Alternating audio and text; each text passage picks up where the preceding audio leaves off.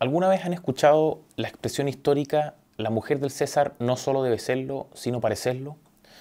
Otra expresión, o aforismo para los abogados: las cosas son lo que son y no lo que se dice que son. Hablemos sobre esto y sobre política, sobre las amenazas que profirió la ministra de la Mujer, Antonia Orellana, en contra de otra mujer de su gobierno y que tienen a la ministra muy complicada, y sobre lo que se esconde detrás de algunos programas de televisión y los periodistas activistas que los conducen. El 5 de agosto pasado, el Servicio Nacional de la Mujer y Equidad de Género anunció el despido de la directora regional de Los Ríos de dicho organismo, Isabel Amor, aduciendo a una supuesta pérdida de confianza, sin precisarse específicamente cuáles fueron las razones que generaron esa pérdida de confianza. Amor había llegado a la dirección regional hace solo 2 días, o sea, el 3 de agosto, promovida mediante el sistema de alta dirección pública, que se supone es un sistema fundado en los principios de el mérito, la participación igualitaria y la transparencia. Esos principios y no el dedo, el del dedaje. Sin embargo, 2 días después, habiéndose trasladado desde Ñuble a Los Ríos, Amor quedaría fuera de la institución, despedida. ¿Qué pasó? Isabel Amor, que ojo, había sido antes directora regional del Instituto Nacional de Derechos Humanos en Ñuble y también directora ejecutiva de la Fundación del Lobby LGBT Iguales, o sea, es una mujer de izquierdas, es hija de Manuel Amor Lillo, que fue condenado hace un par de meses por el secuestro de Luis Corvalán Castillo en septiembre de 1973, hijo del exsecretario general del Partido Comunista. Parece que ahí estaba el pecado denunciado por la policía moral del gobierno de Boric, el ser hija de.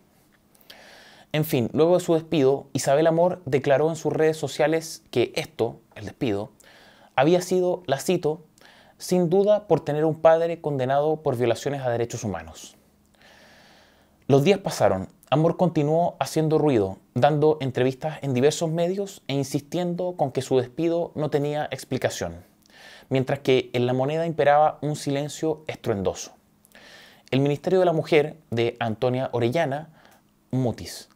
El Servicio Nacional de la Mujer y la Equidad de Género, supervigilado por Antonia Orellana, lo mismo. Y el presidente Boric, ¿qué decir? Ustedes saben. Pasó más de una semana hasta que el CERNAMEG emitió una declaración pública en la que aclara que la pérdida de confianza que motivó el despido de Isabel Amor, cito, en ningún caso tiene relación con el hecho de ser hija de un condenado. El punto es que, a renglón seguido, se explican los motivos concretos de la desvinculación.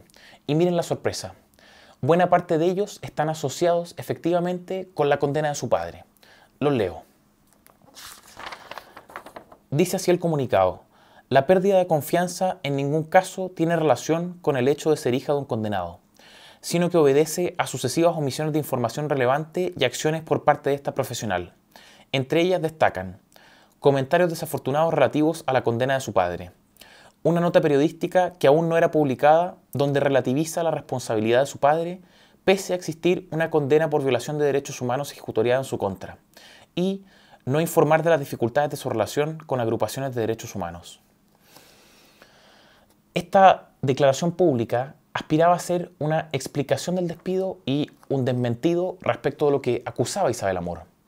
Lo cierto es que solo confirmó lo que sostenía esta última, o sea, que su despido se ejecutó porque ella era hija de Manuel Amor, un condenado por secuestro un par de meses atrás. Y toda esta hipótesis inicial fue confirmada también por la misma directora nacional del CERNAMEG, Priscila Carrasco, en una entrevista radial un día después. O sea, ustedes cuando entrevistan inicialmente a Isabel Amor, ella no le comunica al servicio, a ustedes, que su padre está condenado por violación de los derechos humanos, como ella sí plantea. Exactamente. En la entrevista final, que es la entrevista que se hace a la terna, que nos entregan para poder hacer esta elección, no se exponen estos antecedentes. La periodista de Radio ADN fue inteligente, o en verdad quizás no tanto. Quizás la directora nacional del Servicio de la Mujer no fue tan hábil, o quizás el gobierno no la puso al corriente de cuál sería la postura oficial respecto del tema. En fin, Toti Orellana, Antonia Cósmica Orellana, habló 9 días después del despido, a través del medio de prensa El Mercurio, ese que miente. ¿Y qué dijo Antonia Orellana, la ministra de la Mujer? En vez de entrar en el detalle acerca de los motivos del despido de Amor, se enfrascó en una discusión con el medio en donde estaba publicando su carta. ¿Qué pasa entonces acá con Amor, Orellana y Boric? Ella, Isabel Amor, era hasta hace poco directora regional del INDH, el órgano supuestamente dedicado en forma especial a los derechos humanos. Lo del papá de Isabel Amor se sabía o debían saberlo en el Servicio Nacional de la Mujer. De hecho, ante las excusas del Cernamec y de la ministra Orellana, Amor dijo que estaban con un nivel de mentira absurdo. Les dijo mentirosas a Priscila Carrasco, la directora del Servicio Nacional de la Mujer, y a Antonia Orellana, la ministra de la Mujer. Y aunque no lo supieran, ¿acaso debía responder ella, Amor, por los delitos de su padre? Y si no es eso, ¿qué fue entonces? ¿Incompetencia de Isabel Amor? ¿Cómo? ¿En 2 días se mostró sumamente incompetente? Raro. Todo es raro. Miren, ¿saben quién sin saberlo da justo en el clavo? Patricia Muñoz, la ex defensora nacional de la niñez, que hace unos años defendió un video de su organismo en el que se llamaba a los niños de Chile a saltarse todos los torniquetes, decía el video. Pero dejemos eso aparte.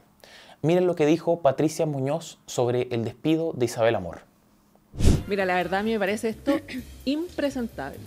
Yo realmente no puedo creer que un gobierno que se declara feminista y además defensor de los derechos humanos se permita violentar, como lo están haciendo con Isabel Amor. ¿Realmente no se puede creer? A ver, lo que dice Patricia Muñoz es exactamente el síndrome de este gobierno, que vive de declaraciones y proclamas y que cree que por la sola virtud de las declaraciones transforma la realidad. Dicen ser defensores acérrimos de los derechos humanos, pero han respaldado las dictaduras, tiranías y regímenes totalitarios en Cuba, Venezuela, Irán, Corea del Norte, China, entre otras. E Isabel Amor se los enrostra. Les dice, textual, que no saben de derechos humanos. También el presidente Boric y su ministra dicen llevar un gobierno feminista, que trabaja por los derechos de las mujeres desprotegidas, pero realmente su agenda feminista es la del 1%, la del feminismo del 1%, la de las cuotas en directores de empresas y escaños reservados en política, el feminismo de élite. E Isabel Amor también se los enrostra. Les dice de nuevo, directamente a la ministra Orellana, que aparentemente sabe de feminismo. En fin, recordemos, las cosas son lo que son y no lo que se dice que son. Pero esto en el caso de Isabel Amor no importa. Eso del yo sí te creo aquí no aplica. Yo sí te creo, Isabel, pamplina. Recordémoslo también, la mujer del César no solo debe serlo, sino parecerlo. El problema de Toti es un poco a la inversa. El gobierno aparenta y parece ser feminista y sororo, pero realmente no lo es. Y eso es demasiado pedirle a la administración Boric y a Antonia Cósmica Orellana, la ministra de la Mujer. Miren, recordemos rápidamente una historia, para que se entienda por qué es mucho pedir. Corría el año 2021, plena campaña presidencial de primera vuelta, cuando una mujer denunció por redes sociales el haber sido acosada años atrás, nada más y nada menos que por Gabriel Boric, el hoy presidente de la República. Es un cerdo que me acosaba cuando trabajé con él, decía. La mujer presentó sus quejas a los movimientos en los que militó Boric. Me refiero a la izquierda autónoma y el movimiento autonomista. La verdad, ninguno de estos investigó, porque, dicen, no habrían existido protocolos de acoso para hacerlo. Esa era la excusa, porque ustedes saben, esta gente burocrática, protocolar, regulatoria, en fin. Tras la denuncia, Emilia Schneider dijo, y cito expresamente, que los hechos son verdaderos, nadie ha dicho lo contrario. ¿Y qué papel jugó Antonia Orellana, nuestra sorora? La hoy ministra de la Mujer, de Gabriel Boric, habría sido la encargada de desactivar la denuncia. Ella se encargó de devolver a la denunciante al closet en el que se encontraba. Y así el caso se apagó, se acabó.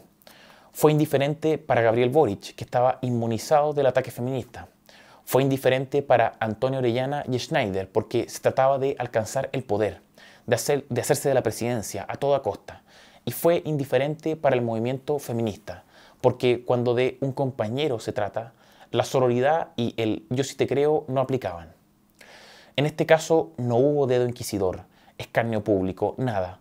Se trataba de sujetos inmunizados con la credencial de la sororidad buscando alcanzar el poder, como fuese. En el caso de Isabel Amor, probablemente todo termine con una demanda cuantiosa en contra de los adalíes de la antidiscriminación, el feminismo y los derechos de los trabajadores. Una demanda por discriminación, por vulneración de derechos laborales y quién sabe por qué más. Y de hecho, Amor ya anunció que interpondría todas las acciones judiciales que correspondan Y esto podría escalar bien alto, porque la ministra Orellana misma intervino directamente. Y por eso Amor acusó presiones ministeriales. De hecho, recientemente Isabel Amor fue más allá y dijo que Antonio Orellana la había amenazado. La ministra de la Mujer, que en materia de verdaderos problemas de las mujeres chilenas no puede mostrar demasiado, está realmente en problemas. Pero, bueno, en todo caso, es antecedente de esta administración que el hilo se corte siempre por lo más delgado. Señores de la izquierda radical, política, cultural y mediática, no solo hay que parecerlo, aparentarlo, hay que realmente serlo. Y sobre apariencias, sobre cáscaras, sobre esos que dicen que son, pero realmente no son, los que aparentan una realidad inexistente. Hablemos de un caso similar, esta vez de la élite mediática, la crème de la crème del periodismo. Hablemos de la periodista Carolina Urrejola, rostro de CNN Chile, y que hace unos días, en el programa Tolerancia Cero, hizo uno de esos papelones de televisión política que se recuerdan siempre, que quedan muy grabados en la retina y que marcan al periodista en cuestión, como el de Paulina Allende Salazar con José Antonio Kast respecto de su idea de instalar zanjas en la frontera norte.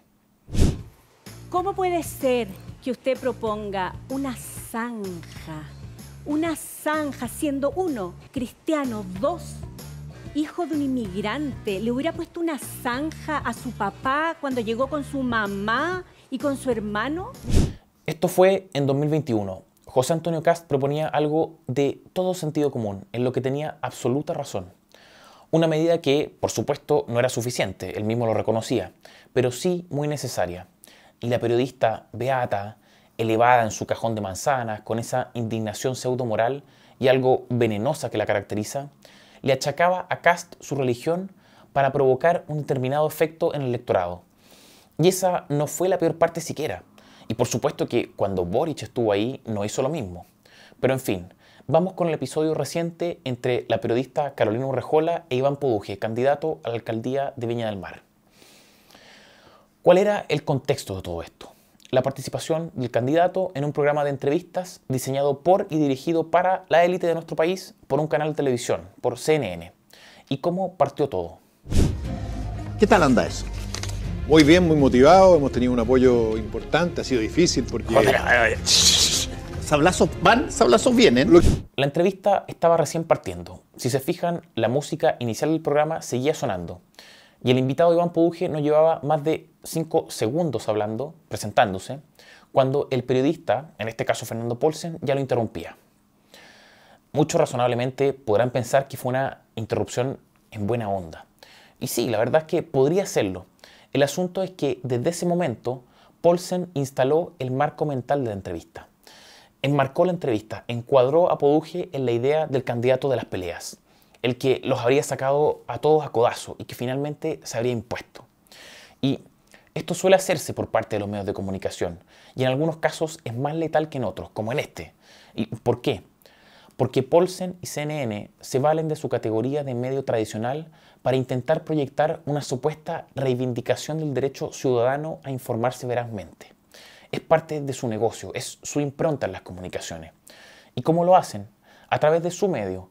Es su medio el que reclama para sí la proeza de mantener informados a los ciudadanos con la verdad, frente al apocalipsis del tsunami de la desinformación que traen los medios alternativos. Siendo así las cosas, el medio construye y trabaja sobre una narrativa de pretendida neutralidad de sus periodistas, que realmente no es más que activismo subrepticio, y de un falso pluralismo de sus invitados. Mucha apariencia, poca realidad. Lo que dicen ser más que lo que realmente son. Y este modo de operar de algunos medios de comunicación se mantiene relativamente soterrado cuando el invitado cae en el juego y no lo confronta. Se deja avasallar y cede al marco mental impuesto por los entrevistadores, que hacen las veces de contradictores, de adversarios de debate, de grandes inquisidores más que de entrevistadores. La cuestión es que todo el diseño vuela por los aires cuando no toca un invitado adecuado, que fue el caso de Iván Poduje. Hay un medio que se llama Pura Malicia, que no, hace se noticia... llama Pura Noticia el medio. Ah, podemos... Puranoticia.cl Yo se llama. digo Pura Malicia. Esa te la tiró con su qué. Por supuesto. No, lo que pasa es que Iván Poduje utiliza una retórica que puede ser bien dañina, entonces quizás la gente no sabe y piensa que efectivamente se llama Pura Malicia. El programa llevaba 5 minutos, solo 5 minutos, y la periodista Carolina Urrejola ya tenía a su haber el primer calificativo para el invitado, el primer juicio de valor con respecto a su actuación. Le atribuía a este la utilización de una retórica dañina. Y de ahí en más la cuestión no paró, porque el invitado no se replegó, y eso es lo que descolocó a los periodistas, y sobre todo a Carolina Urrejola, que terminó siendo la noticia de la noche. Oigan, un paréntesis, antes de continuar con lo que fue el programa, les comento que Iván Poduje estuvo en FNM al día siguiente. Lo entrevistamos para saber sus primeras reacciones al programa, y ahí sí que dijo de todo respecto a Urrejola. Dejaremos esa entrevista abajo en la descripción de este video. Está imperdible, pero volvamos. Acusaciones fueron y acusaciones vinieron. Y ustedes irán viendo a medida que avancemos cómo se fue calentando la cuestión. El punto es que desde el primer calificativo de Urrejola comenzó el mar de la desconexión de la élite periodística. Se abrió un abismo brutal entre el invitado y los entrevistadores, que a esa altura ya estaban transformados en los adversarios de un debate y no en los organizadores de la entrevista. Y digo desconexión porque en cada uno de los temas que tocaron, el abordaje fue radicalmente distinto al que cualquier persona común y corriente podía esperar del tema en cuestión. El programa mostraría a una élite mediática ensimismada, tratando de protagonizar y profitar a una costa del verdadero invitado. Veámoslo uno a uno. Partamos con el caso más dramático, el de los incendios de Viña.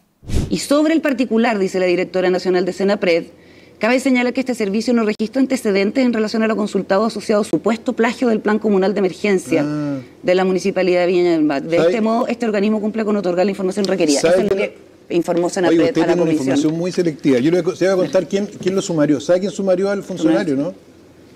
Que la Senapred no sabe. ¿Sabe quién fue? La propia alcaldesa.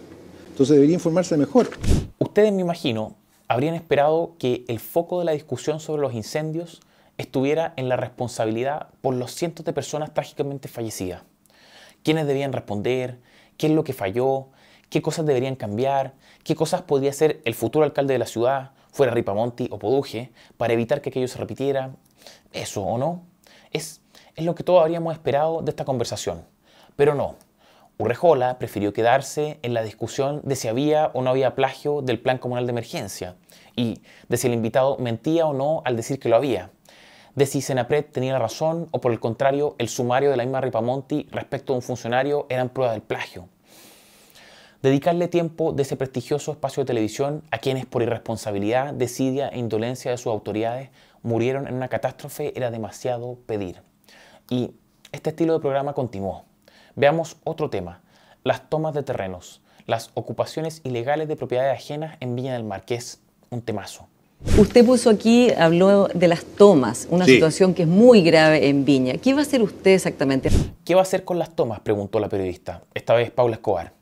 Y hasta ahí todo bien, un tema relevantísimo. Y el invitado contestó y luego de hacer un contexto dijo lo siguiente. Y las vamos a desalojar con el concurso de los propietarios. Aplicación de fuerza pública respecto de quienes usurpan la propiedad ajena. Sigue la periodista. ¿Y cómo va a ser? Porque esos desalojos son muy complejos. Hay familias, hay niños. Claro, podrá haber personas que estén en el crimen. Con la fuerza pública. Pero también hay familias y niños y inocentes. ¿Se entiende? ¿Qué importaban los propietarios de esos terrenos usurpados? ¿Qué importaba que se estuviera contaminando el agua de la comunidad con heces fecales y orina? ¿Qué importaban las miles de familias que, sin tomarse terrenos, sin usurpar propiedad ajena, se ponen a la cola, ahorran en su libreta y esperan pacientes e igualmente frustrados obtener su casa propia? ¿Por qué ellos debían ceder en beneficio de quienes no tenían ninguna intención de hacer el proceso como se debe? ¿Y qué pasa con las mismas personas que están ejecutando esas tomas? ¿Deben dejarlas a merced de nuevos incendios? Porque muchas de ellas están en espacios de alto riesgo. Nada de eso era el punto para el elenco periodístico. La idea era mostrar al invitado como un desalmado, aunque para eso fuera necesario mostrarse a sí mismos como extraterrestres, absolutamente ajenos a la realidad que viven cientos de miles de chilenos que tienen sus predios tomados, sus aguas contaminadas o que esperan pacientemente su vivienda cumpliendo con las normas. Y si lo de Escobar ya estuvo al límite, lo de Fernando Paulsen alcanzó el absurdo, el ridículo. Poduje, el invitado, dijo, refiriéndose a quienes gobernaban, que esta generación está acostumbrada a llorar mucho y trabajar poco. Tienen que levantarse más temprano y trabajar más. Eso dijo el invitado. Uno podrá tener la opinión que quiera de este gobierno, cosa que es legítima, por supuesto. Pero hay cuestiones objetivas, datos de la causa. El presidente Boric trabaja menos que lo que acostumbraban los presidentes anteriores. A veces llega tarde a la moneda, carretea la semana, en fin. Y los indicadores que miden el desempeño del gobierno son como son. Los conocemos. No son buenos. Y creo que eso la gente común lo percibe. El punto es que estos periodistas son extraterrestres. Por eso Paulsen dijo lo que dijo. Miren. Yo desde la época de Pinochet que no escuchaba a alguien decir que el problema de la oposición, en este caso suya, era que se tenían que levantar más temprano. Eso se lo escuché a él, fue muy... Y usted está diciendo lo mismo. Lo dicen todos los periodistas de La Moneda, Fernando. No. Se estaba relevando algo que es de público conocimiento. Boric llega tarde a La Moneda. No siempre, pero tampoco es raro. A veces se va temprano también. Los chilenos comunes y corrientes parten sus jornadas temprano y las terminan tarde. Generalmente no se van de farra en la semana. Y aunque lo hicieran, aunque llegaran tarde a la pega, se fueran temprano y farrearan en la semana, no esperan que su presidente lo haga. Lo de Paulsen no sé si merece explicación siquiera. Es tan burdo como decir que Pinochet desayunaba pan y café y Poduje también. Es tan ridículo que pareciera ser que el contenido de lo que estaba diciendo el invitado no importara. Lo importante era generar una apariencia de algo. En este caso, intentar mostrar que Poduje tenía características y prácticas como las de Augusto Pinochet. Y recordémoslo, ahora se vuelven relevantes las primeras intervenciones de los periodistas. La de Paulsen, que dijo que la campaña de Poduje se ha ido de sablazo en sablazo, o la de Urrejola, que decía que tenía una retórica dañina. Y mientras Poduje sostenía esta discusión con Paulsen, Urrejola volvía nuevamente a la carga, porque en un volumen más bajo y por detrás se escucharía claramente su voz diciendo absurdo. Pero absurdo. Ya para ese entonces, invitado y periodistas habían dicho de todo. Y Poduje, el invitado, había descolocado a Urrejola porque no se replegó. Insistió en que la periodista estaba con la pauta del Frente Amplio, con que le gustaba Boric, etc. Por eso, cuando la periodista catalogó lo que decía el invitado de absurdo, la cuestión alcanzó su punto más álgido. El presidente de la República Pero ha trate llegado... de no ser agresivo conmigo, Yo no estoy Iván. siendo ¿Ya? agresivo. Sí, está un Usted me poquito citó- insistente con el No. punto. A propósito, Escúcheme, déjeme hacerle una pregunta. pero ¿puedo contestar? No, Usted me porque va trató a seguir en la, Usted me citó tontera al de... ciudadano como fuente. Entonces, A ver. por favor, tratemos de una discusión seria. Lo que yo estoy diciendo... Yo estoy tratando es de que el presidente sobrevivir, Boric- de sobrevivir a su estilo hasta el final de esta Oiga, entrevista haciendo las preguntas que tengo que Usted hacer. me acusó de cosas bastante Y graves y se yo victimiza le ahora. voy... Este es el punto en que Carolina Urrejola pierde los estribos, se despeina, literalmente, califica, reitera los calificativos, califica de agresivo al invitado, intenta impedir que conteste a dicho apelativo y luego se victimiza. Dice que está tratando de sobrevivir, como si de una violación en manada perpetrada por marroquíes islámicos estuviésemos hablando. Y de esa discusión caerían en el punto final, que es donde se revela con más o menos claridad la posición de Carolina Urrejola, que parecía nada más y nada menos que una vocera del Frente Amplio, una vocera de Macarena Ripamonti. Fíjense bien en los detalles.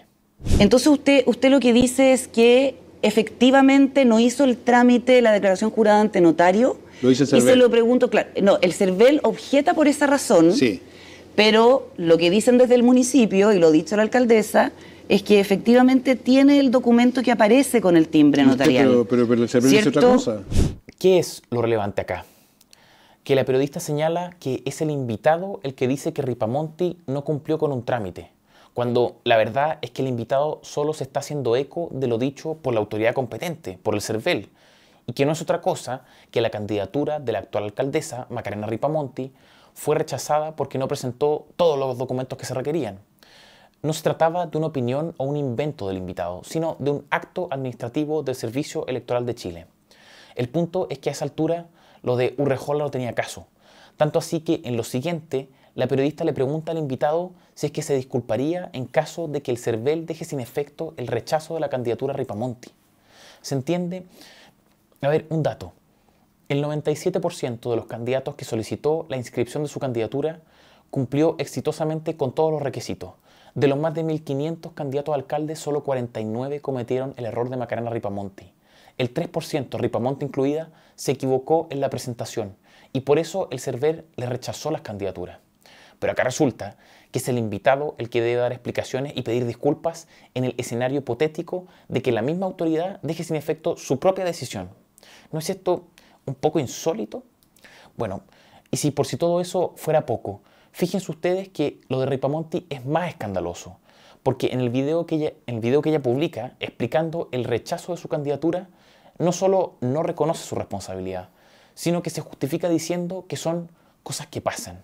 Y miren, dice que ya les había pasado el 2021. Esas son sus explicaciones. Y esto ocurre, ¿sí? Es normal. En el año 2021 pasó y en esta oportunidad hay cerca de 50 candidatos y candidatas en todo el país que también les pasó lo mismo. A ver, Ripamonti es responsable del rechazo de su candidatura. Poduje no se lo inventó. Estadísticamente, los rechazos no son normales, corresponden a la minoría de los casos. Y aún siendo esos los hechos, para Urrejola, lo más importante es si el invitado se disculparía o no con la alcaldesa por replicar algo que la autoridad electoral sostuvo. Y antes de la respuesta de Poduje pasó esto, miren. Esa es mi pregunta. Sí, le voy a contestar. Estoy preparada para cualquier cosa. ¿Qué quiere que le diga? No se victimice más, Carola, porque no, yo he sido no bastante... Sí, por favor, ¿Sabe que ese discurso usted lo está manoseando harto? Déjeme contestarle, porque fue una cosa... Yo que usted tendría cuidado. No, yo... El afán de cámara y protagonismo de la periodista siguió hasta el final. Se hizo la chora, como dicen, como si estuviera enfrentándose a una pandilla callejera de matones. Luego se victimizó cuando le respondieron y dejó caer una suerte de amenaza. Yo que usted tendría cuidado, le dijo al invitado. Qué manera de tratarlo, ¿no? En fin, y para cerrar con un diseño de programa perfecto y controlado, este sistema subrepticio de activismo mediático cuenta con blanqueadores, con el panelista tipo negrito de Harvard. Este es el caso de Eduardo Sepúlveda, que en este programa fue un ornamento, un adorno y de esos que ni siquiera tienen luces. No fue un árbol de Pascua, no. Fue como esos pocillos que se ponen encima de mesas accesorias, ni siquiera de las principales, para decorarlas, para que no esté vacía la mesa. Como les decía, un elemento de blanqueo que le da al programa, sin lugar a dudas, los aires de pluralismo y diversidad que realmente no tiene. Es lo que les permite decir, oye, sí, no somos un panel de zurdos recalcitrantes, somos demócratas periodistas cumpliendo el rol de informar veraz y oportunamente a ciudadanos empoderados. Y bueno, y así efectivamente lo hicieron. O sea, lo hizo la protagonista de la noche, Carolina Urrejola, que una vez que el invitado ya se había ido del panel y había abandonado el set, se dio el lujo de cubrir su performance de un manto de épica y heroicidad y dotar desesperadamente al programa de todo lo que no tuvo. Y por cierto, aprovechó también para repasar por última vez al invitado. Nos vamos. Si nos tenemos que ir a dormir, recuperarnos de tantas emociones. Mañana tenemos que estar al alba. Tenemos que estar muy tempranito. 7 de la mañana. 7 de la mañana. Defendiendo la democracia. CNN, Chile Radio. Combatiendo los discursos que generan toxicidad en el ambiente. Es parte de nuestra misión. Mañana nos encontramos. Tempranito. Carolina, tempranito. Eso fue todo. Encasillaron el programa desde un comienzo. Calificaron el discurso del invitado de entrada. Se robaron el protagonismo del programa. Se victimizaron y volvieron a calificar. Amenazaron. Y a todo eso lo dotaron de una supuesta defensa propia de los valores democráticos frente a la toxicidad de otros. Pretendieron erigirse como guardianes aparentes de la neutralidad y el pluralismo, cuando realmente solo se comportaron como activistas de una agenda política. Una mera apariencia para camuflar lo que realmente se es. Tolerancia cero, exacto. Y antes de despedirme, quiero mandar respetuosamente un saludo al cielo para una gran persona. De pocas palabras y declaraciones, pero de muchísima acción. Generoso y desinteresado. Alejo Bech, un cariñoso saludo para ti y tu familia. Soy Francisco Cancino, director de estudios de FNM.